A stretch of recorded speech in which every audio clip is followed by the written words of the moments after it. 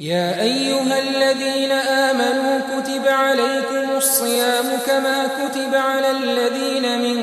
قبلكم لعلكم تتقون أياما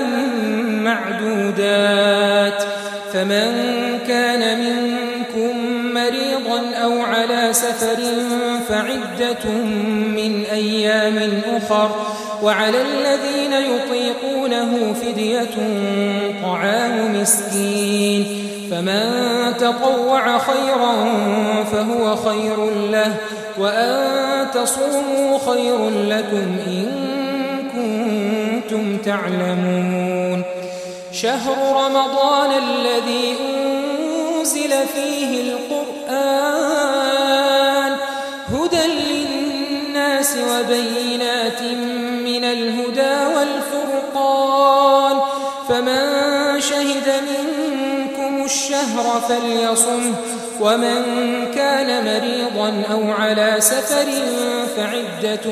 من أيام أخر يريد الله بكم اليسر ولا يريد بكم العسر ولتكملوا العدة ولتكبروا الله على ما هداكم ولعلكم تشكرون وإذا سألك عبادي عني فإني قريب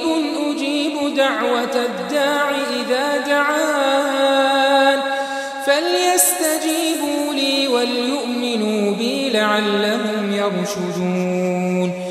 أحل لكم ليلة الصيام الرفث إلى نسائكم هن لباس لكم وأنتم لباس لهن علم الله أنكم كنتم تختانون أنفسكم فتاب عليكم وعفى عنكم فالآن باشروهن وابتغوا ما كتب الله لكم وكلوا واشربوا حتى يتبين لكم الخيط الأبيض من الخيط الأسود من الفجر ثم أتموا الصيام إلى الليل ولا تباشروهن وأنتم عاكفون في المساجد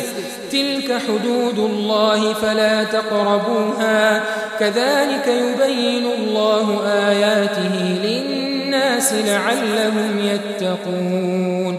ولا تأكلوا أموالكم بينكم بالباطل وتدلوا بها إلى الحكام لتأكلوا